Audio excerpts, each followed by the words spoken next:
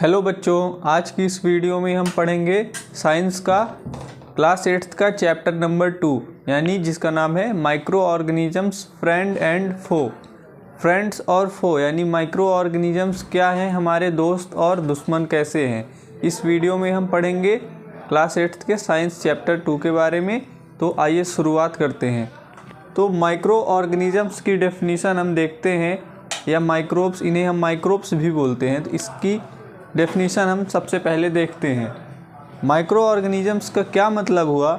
ऐसे living organisms around us which we normally can not see through our naked eyes, यानी कि ऐसे living organisms जो हमारे आसपास मौजूद रहते हैं लेकिन हम उन्हें अपनी आँखों से नहीं देख सकते। यदि हम बिना किसी इंस्ट्रूमेंट का यूज करके हम उन्हें नहीं देख सकते, हमें उन्हें देखने के लिए इंस्ट्रूमेंट्स का यूज करना पड़ेगा, जैसे कि माइक्रोस्कोप वगैरह हमें यूज करना पड़ेगा। हमारी नॉर्मल आई से हम उन्हें नहीं देख सकते। तो माइक्रो ऑर्गेनिजम्स की आपने डेफिनेशन समझ ली। During rainy season moist bread gets spoiled, surface gets covered with grey patches.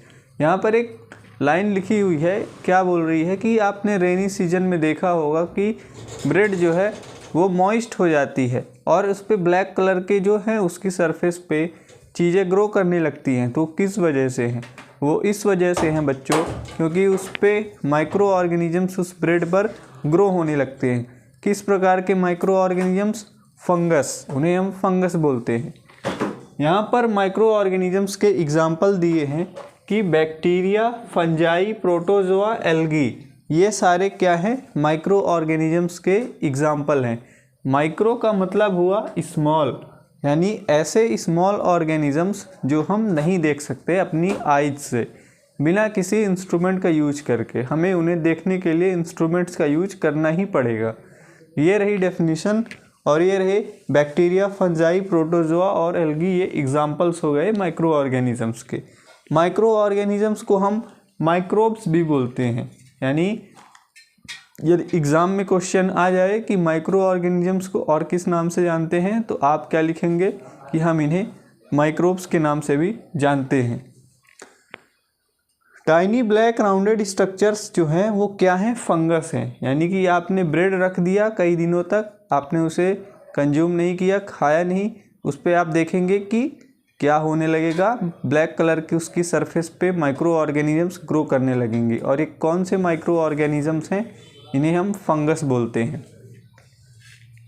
Water and soil also have micro organisms, यानी वाटर और सॉइल में भी माइक्रो ऑर्गेनिजम्स पाए जाते हैं। यदि आप एक थोड़ी सी सॉइल लेकर आप लैब में टेस्ट करेंगे, या वाटर में आप देखेंगे, वाटर को आप जब टेस्ट करेंगे माइक्रोस्कोप में, आप जब देखेंगे उसमें आपको मिलेगा उसमें बहुत सारे बैक्टीरिया जो हैं प्रेजेंट रहते हैं, बहुत सारे वायरसेस, फंजाई, प्रोटोजोआ, ये सब बहुत सारे माइक्रोब्स रहते हैं।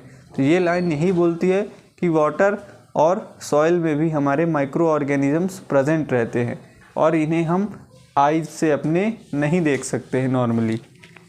इसके बाद बच्चों क्लासिफिकेशन ऑफ माइक्रो ऑर्गेनिजम्स दिया है कि माइक्रो ऑर्गेनिजम्स को हम किन क्लासेस में हम इन्हें विभाजित कर सकते हैं, यानी डिवाइड कर सकते हैं। तो मेजर जो क्लासेस हैं माइक्रो ऑर्गेनिजम्स को डिवाइड करने की, वो क्या क्या हैं? वो सबसे पहले हैं बैक्टीरिया, उसके बाद फंजाई, फिर प्रोटोजोआ, थर्ड हो गई, इसके बाद वायरस एंड एल्गी। तो इन क्लासेस में हम माइक्रो ऑर्गेनिजम्स को क्लासीफाई कर सकते हैं, यानी हम डिवाइड कर सकते हैं।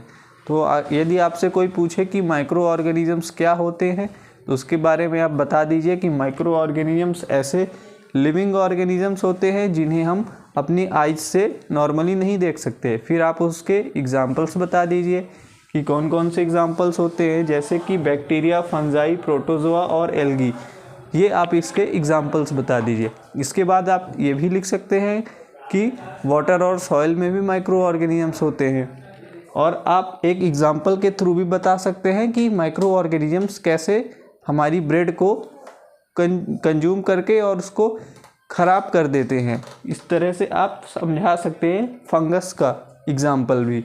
और फिर आप क्लासिफिकेशन ऑफ माइक्रो ऑर्गेनिजम्स बता सकते हैं कि माइक्रोब्स को हम किस क्लासेस में डिवाइड कर सकते हैं। तो आप बैक्टीरिया, फंजाई, प्रोटोजोआ, वायरस और एल्गी, इन सब के बारे में भी आप बता सकते हैं। तो इन सब के बारे में हम आगे की वीडियो में हम अब देखते हैं। आइए अब हम देख लेते हैं बैक्टीरिया, वायरस, प्रोटोजोआ और फंजाई के बारे में। बेसिक डिटेल्स हम इनके बारे में देख लेते हैं ताकि यदि आपसे कोई पूछे कि ये क्या होते हैं तो आप आसानी से बता सकें। तो बैक्टीरिया से शुरुआत करते हैं बच्चों। तो बैक्टीरिया क्या होते हैं? ये स्मॉल यूनिसेलुलर माइक्रो ऑर्गेनिजम्स है, यानी ये बहुत ही छोटे होते हैं साइज में। यूनिसेलुलर यानी कि इनमें सिंगल सेल्ड ऑर्गेनिजम्स, ये इसमें सिंगल सेल रहता है और ये यूनिसेलुलर इसीलिए कहलाते हैं। इनके कॉमन एग्जाम्पल्स क्या हो गए? इनके कॉमन एग्जाम्पल्स हो गए लैक्टोबैसिलस एंड राइजोबियम, ये इसके कॉमन एग्जाम्पल्स हो गए। तो बैक्टीरिया क्या होते हैं? ये यूनिसेलुलर स्मॉल माइक्रो ऑर्गेनिजम्स होते हैं और इसके कॉमन एग्जाम्पल्स क्या हो गए? लैक्टोबैसिलस एंड राइजोबियम, ये इसके 2 एग्जाम्पल्स हो गए। लैक्टोबैसिलस का क्या काम है बच्चों? ये कर्ड फॉर्मेशन यानी कि दही को बनाने में किसका काम होता है? लैक्टोबैसिलस का। तो आपसे कोई पूछे कि लैक्टोबैसिलस का क्या काम है तो आप बताएंगे कि हेल्प्स इन कर्ड फॉर्मेशन, ये कर्ड फॉर्मेशन में हेल्प करता है। और राइजोबियम का क्या काम है? राइजोबियम का काम है नाइट्रोजन फिक्सेशन।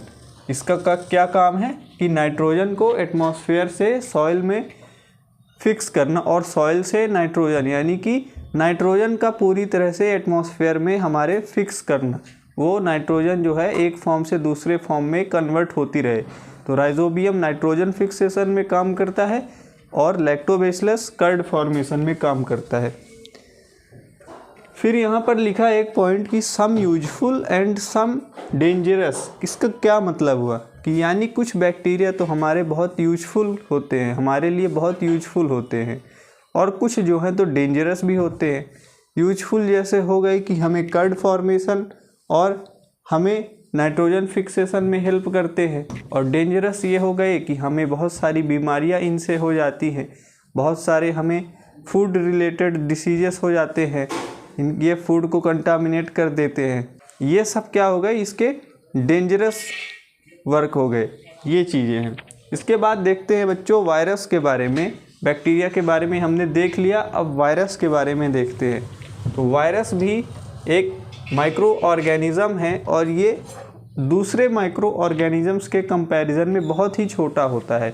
इसकी साइज़ जो है बहुत स्मॉलर होती है, यानी बैक्टीरिया से, प्रोटोजोआ से और फंजाई से यदि कंपेयर किया जाए तो ये much smaller compared to other micro organisms. दूसरे माइक्रो ऑर्गेनिजम्स के कंपैरिजन में ये बहुत ही स्मॉल होता है, साइज में बहुत ही स्मॉल होता है ये।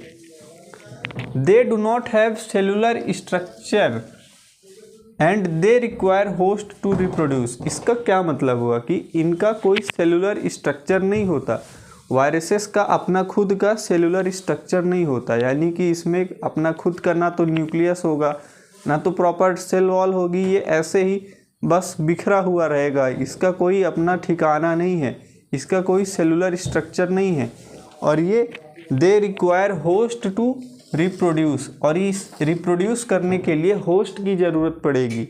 And only reproduce inside host, और ये सिर्फ होस्ट के अंदर ही रिप्रोड्यूस करेगा, यानी कि ये अपना इसके पास कुछ नहीं है, बस किसी होस्ट के पास चला जाएगा, झोला उठाया और किसी होस्ट के पास चला गया और बोला भाई मैं तो अकेला हूँ, अब तेरे से मैं मदद लूँगा और अपनी संख्या बढ़ाऊँगा। तो ये वायरस जो है ये इसका खुद का सेलुलर स्ट्रक्चर नहीं होता, और ये जो है तो दूसरे के घर में जाके, होस्ट जिसे हम कहते हैं उसके घर में जा कर के और ये अपनी संख्या बढ़ाते हैं। इसीलिए आप देखे होंगे कि जब भी आपको वायरस अटैक आएगा तो वायरस आपकी बॉडी में आप ही के मैकेनिज़म्स को यूज करेगा, सेलुलर मैकेनिज़म्स को, और अपनी बहुत सारी कॉपीज़ बनाएगा। धीरे धीरे जब वो बहुत सारी कॉपीज़ बन जाएगी तो आपको सिम्टम्स आने लगेंगे। फिर डॉक्टर को आप दिखाएंगे तो बोलेंगे कि आपको तो वायरस हो गया है, आपकी बॉडी में तो वायरस फैल गया है और आप बीमार हो गए हैं। तो ये इसका हार्मफुल साइड हो गया। दे कॉज डिसीजेस, एग्जाम्पल हो गया पोलियो एंड चिकन पॉक्स। ये क्या करते हैं, वायरस क्या करते हैं, डिसीज करते हैं, हमें बीमार करते हैं। इसके क्या एग्जाम्पल हो गए, पोलियो एंड चिकन पॉक्स, ये इसके कॉमन एग्जाम्पल्स हो गए। तो ये यहाँ तक हमने पढ़ लिया बैक्टीरिया के बारे में और वायरस के बारे में। अब हम पढ़ते हैं फंजाई के बारे में। फंजाई एक सेप्रोफाइटिक या पैरासिटिक ऑर्गेनिजम्स है, यानी कि ये एक पैरासिटिक ऑर्गेनिज्म है और इसे हम सेप्रोफाइटिक भी बोलते हैं। सेप्रोफाइटिक का क्या मतलब हुआ कि डेड और डिकम्पोज्ड मटेरियल को ये कंज्यूम करता है, सड़ी गली चीज़ों पर ये जाके टूट पड़ता है। इसका खाना, इसका फूड क्या है, सड़ी गली चीज़ें। यदि कहीं पे ख़राब कोई फूड आइटम रखा है, वहाँ पर बैक्टीरिया दौड़ के पहुँच जाएंगे और वहाँ पर अपनी कॉलोनी बना लेंगे।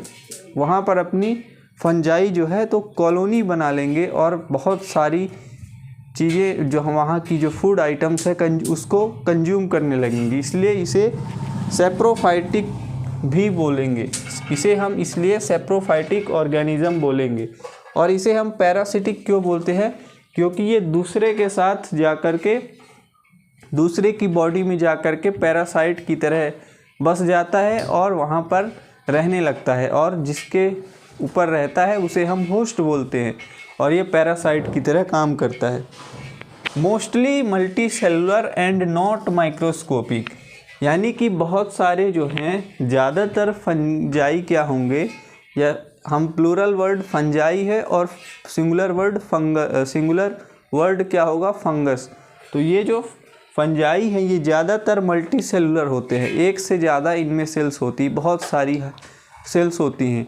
एंड नॉट माइक्रोस्कोपिक, और ये माइक्रोस्कोपिक नहीं होते हैं, यानी कि ये जो है तो इनका साइज भी बड़ा हो सकता है। तो आप ये मत समझिए कि फंगस का मतलब हुआ कि सिर्फ ये माइक्रोस्कोपिक ही होगा, इसकी साइज स्मॉल ही होगी। नहीं, ऐसा नहीं है।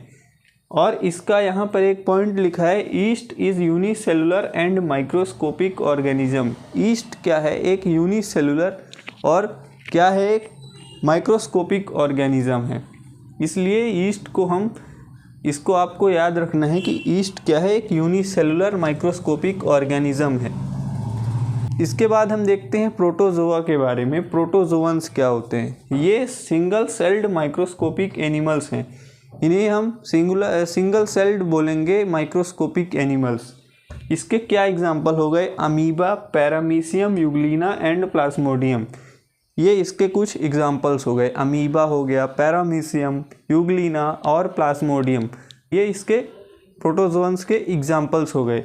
ये प्रोटोजोअन्स किस फॉर्म में पाए जाते हैं, ये फ्लैजिलेट्स, सिलिएट्स एंड स्पोरोजोअन्स, ये इनके फॉर्म्स हो गए। यानी कि ये इनमें फ्लैजिला होगा तो हम इन्हें फ्लैजिलेटेड बोल देंगे, यदि इनमें सिलिया प्रेजेंट होगा तो सिलिएटेड, या स्पोर्स होंगे तो स्पोरोजोअन्स बोल देंगे। तो ये हायर लेवल की चीज़ें हैं, आपके सिलेबस में अभी बेसिक चीज़ें हैं, ये थोड़ी सी हायर लेवल की चीज़ें हैं, आपको नेक्स्ट क्लासेस में पता चल जाएंगी जब आप 9th 10th इन सब क्लासेस में जाएंगे।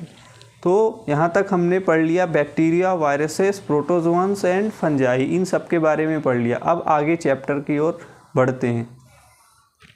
आइए बच्चों, अब हम देखते हैं और जानते हैं कि माइक्रो ऑर्गेनिजम्स कहाँ पे रहते हैं, वो किस किस जगह पे रहते हैं। तो माइक्रो ऑर्गेनिजम्स जो हैं तो बहुत सारी जगह रहते हैं, यानी लगभग हर जगह रहते हैं। दे live in all type of environment, ये हर तरह के इन्वायरमेंट्स में रहते हैं, यानी हर तरह की इन्वायरमेंट में रहते हैं, हर तरह के वातावरण में रहते हैं ये। और from ice cold climate to hot springs, यानी कि बर्फीली जगह से लेकर कि जहाँ पर आइस बहुत ज़्यादा हो, बर्फ़ वाली जगह से लेकर ये हॉट स्प्रिंग्स, यानी जहाँ पर ठंडी जगह से लेकर कि बहुत गर्म जगह तक ये कहीं भी रह सकते हैं।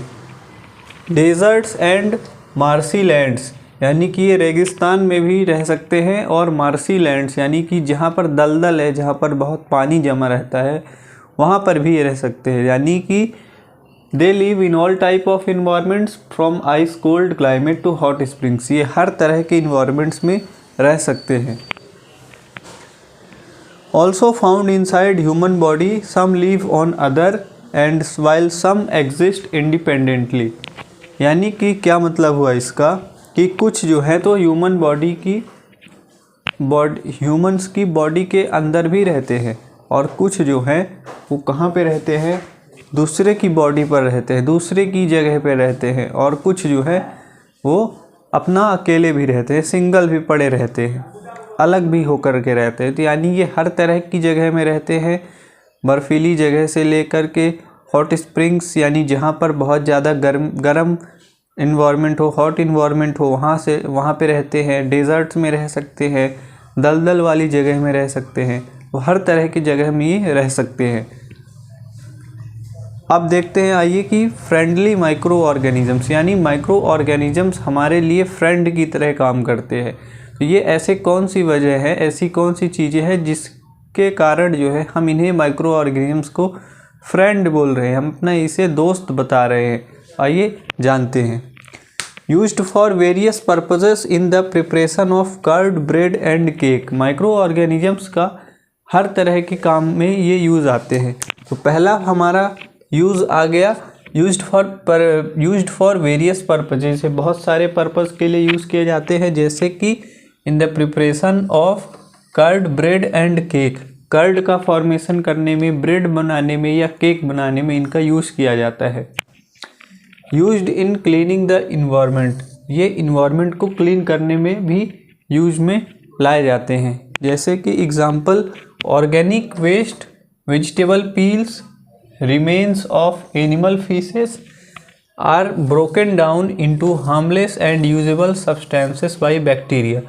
यानी कि इसका क्या मतलब हुआ कि जो हमारे ऑर्गेनिक वेस्ट होते हैं, जैसे कि जो वेजिटेबल के पील्स हो गए यानी छिलके हो गए, सब्जियों के छिलके हो गए, ह्यूमंस का जो वेस्ट होता है जो बॉडी से वो एक्सक्रीट करते हैं, या फिर एनिमल्स का वेस्ट हो गया, इन सब को क्या करते हैं ये बैक्टीरिया जो है हार्मलेस सब्सटेंसेस में, जो हम ना पहुंचाएं ऐसे सब्सटेंस में वो कन्वर्ट करते हैं। और वो सब्सटेंस कैसे होते हैं, यूजफुल भी होते हैं हमारे, हम उन्हें यूज भी कर सकते हैं। और ये बैक्टीरिया क्या है, एक तरह से हमारे जो वेजिटेबल पील्स हैं, ऑर्गेनिक वेस्ट हैं, इनको कन्वर्ट करने में हमारी हेल्प करते हैं। यानी कि ये क्या करते हैं, खाद बनाने में भी हमारा हेल्प करते हैं, मैन्योर्स बनाने में भी ये हेल्प करते हैं। Used in the preparation of medicines, ये मेडिसिन्स बनाने के लिए भी इनका यूज किया जाता है, मेडिसिन की प्रिपरेशन में भी इनका यूज किया जाता है। In agriculture used to increase the soil fertility by fixing nitrogen, nitrogen का फिक्सेशन करके ये हमारी सॉइल की फर्टिलिटी को भी बढ़ाते हैं। Lactobacillus promotes curd formation from milk, lactobacillus एक बैक्टीरिया है, वो कर्ड फॉर्मेशन में हमारी हेल्प करता है। कर्ड फॉर्मेशन जो है वो लैक्टोबैसिलस की वजह से होता है, मिल्क से वो कर्ड बना देता है। तो ये भी एक इसका यूजफुल हो गया हमारे लिए, इसलिए हम इसे फ्रेंडली माइक्रो ऑर्गेनिजम्स बोल रहे हैं। फिर यहाँ पर है bacteria and yeast are also useful for fermentation of rice, idlis, dosa batters.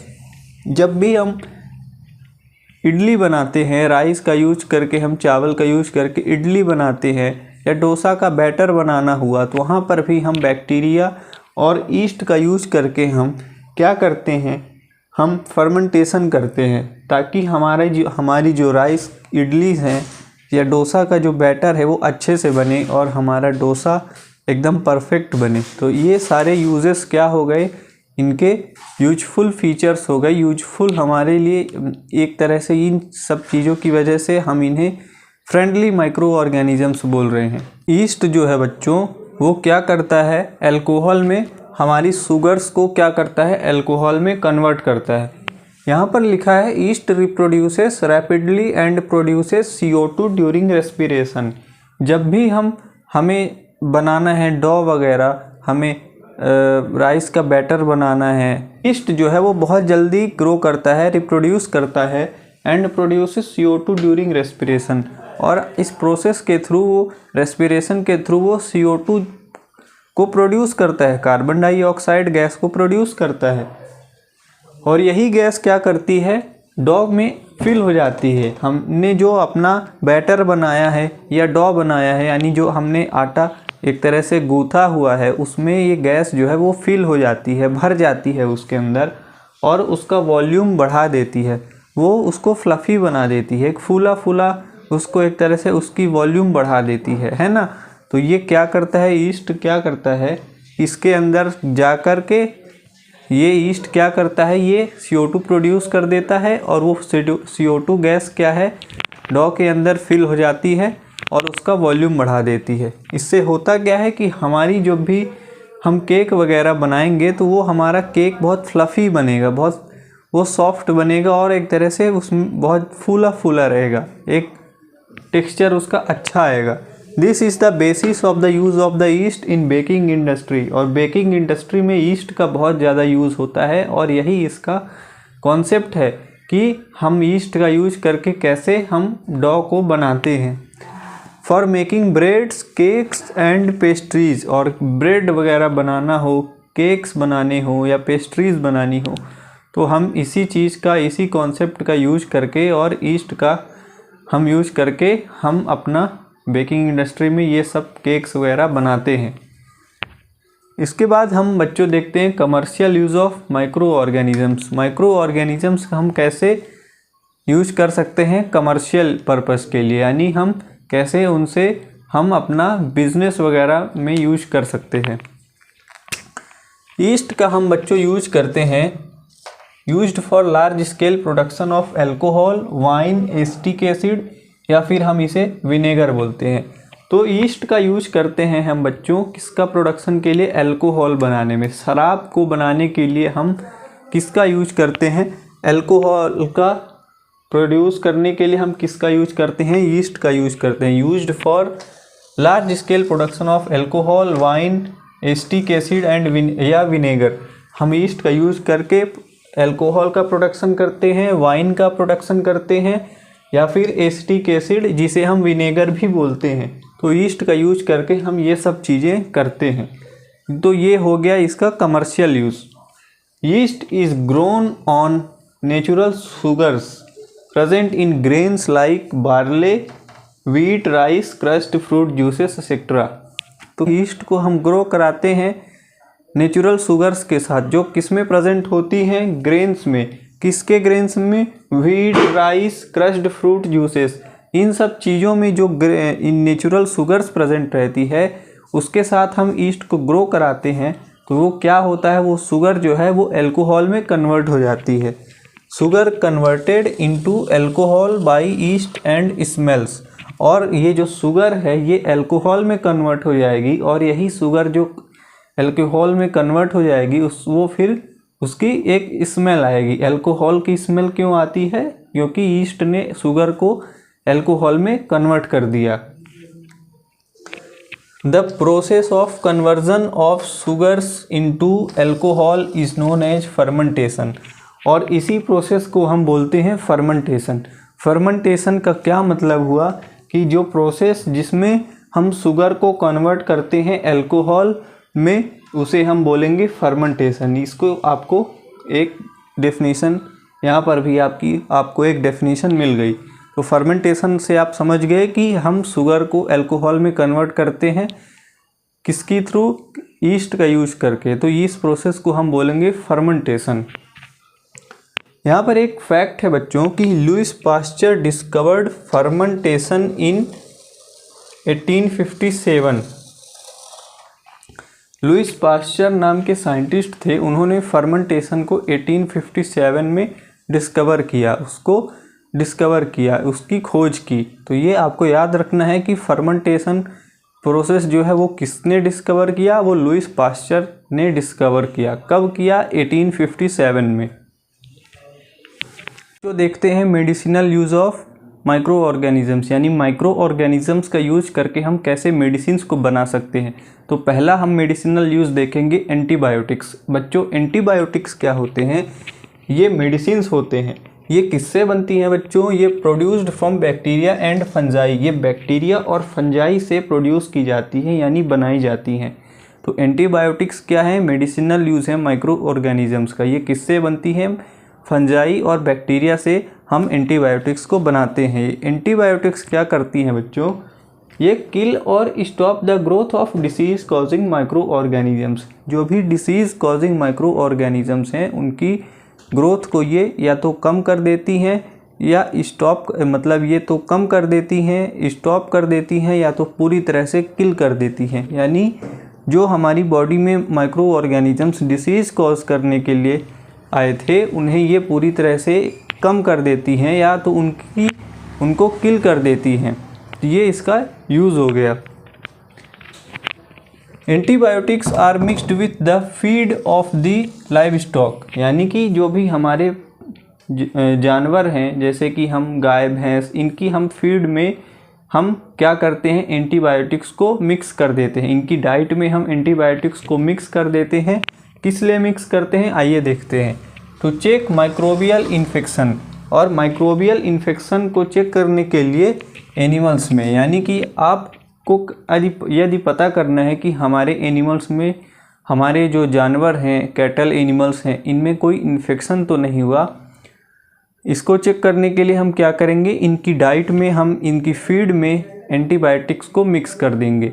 तो एंटीबायोटिक्स क्या होगा? जब भी यदि इनकी बॉडी में इन्फेक्शन होगा तो ये अपना काम अच्छे से करने लगेंगी और हमें पता चल जाएगा कि इन्फेक्शन था और हमने एंटीबायोटिक्स को दिया तो हमें पता चल जाएगा कि इनकी बॉडी में पहले से ही इन्फेक्शन था। तो ये क्या करती हैं? एक तरह से हमें चेक करने के लिए यूजफुल होती हैं। Use to control many plant diseases, और इनका यूज करने किस चीज़ में भी किया जाता है? बहुत सारी प्लांट से रिलेटेड डिसीज़ जो होती हैं, प्लांट के अंदर भी जो डिसीजेस होती हैं उनको भी कंट्रोल करने के लिए हम एंटीबायोटिक्स का यूज करते हैं। तो ये एंटीबायोटिक्स का यूज़ हो गया। अब इसके बारे में 2 पॉइंट और लिखा है बच्चों, क्या है वो? ऑल्सो एंटीबायोटिक्स टेकन अननेसेसरीली, यानी आप बिना किसी मतलब के, बिना यदि ज़रूरत के एंटीबायोटिक्स को लें में kill beneficial bacteria in the body. उससे होगा क्या बच्चों कि आपकी बॉडी में जो भी बेनिफिशियल बैक्टीरिया है, जो आपकी हेल्थ को अच्छा इम्प्रूव करने के लिए थे, उनकी भी नंबर जो है वो उनका डिक्लाइन होने लगेगा, उनकी जो संख्या है वो कम होने लगेगी। इसलिए आपको बिना किसी ज़रूरत के एंटीबायोटिक्स नहीं लेने हैं, बिना मतलब के, फालतू के, आपको बिना, यदि आपको ज़रूरत नहीं है एंटीबायोटिक्स की तो आप उन्हें अवॉइड करें। Antibiotics are not effective against cold and flu. ये कोल्ड और फ्लू यानी सर्दी जुकाम के खिलाफ ये काम नहीं करती हैं। As they are caused by viruses, यानी कि वायरसेस के खिलाफ एंटीबायोटिक्स जो हैं इतनी इफ़ेक्टिव नहीं रहती। यानी यदि आप सर्दी जुकाम आपको हो गया है तो आप एंटीबायोटिक्स को कंज्यूम करेंगे तो उसका असर आपको बहुत कम दिखाई देगा या बिल्कुल ना के बराबर दिखाई देगा, क्योंकि हमारे कोल्ड और जो फ्लू हैं वो वायरसेस के कारण होते हैं। तो इस वीडियो में हमने बच्चों पढ़ा एंटीबायोटिक्स तक, चैप्टर 2 के हमने एंटीबायोटिक्स तक कवर कर लिया है। नेक्स्ट वीडियो में हम बच्चों वैक्सीन्स के बारे में पढ़ेंगे और कैसे हार्मफुल माइक्रो ऑर्गेनिजम्स होते हैं, और उसके बाद हम नाइट्रोजन फिक्सेशन के बारे में भी पढ़ेंगे। तो इस वीडियो को हम यहीं तक रखते हैं बच्चों, नेक्स्ट वीडियो में हम मिलते हैं, तब तक के लिए थैंक यू।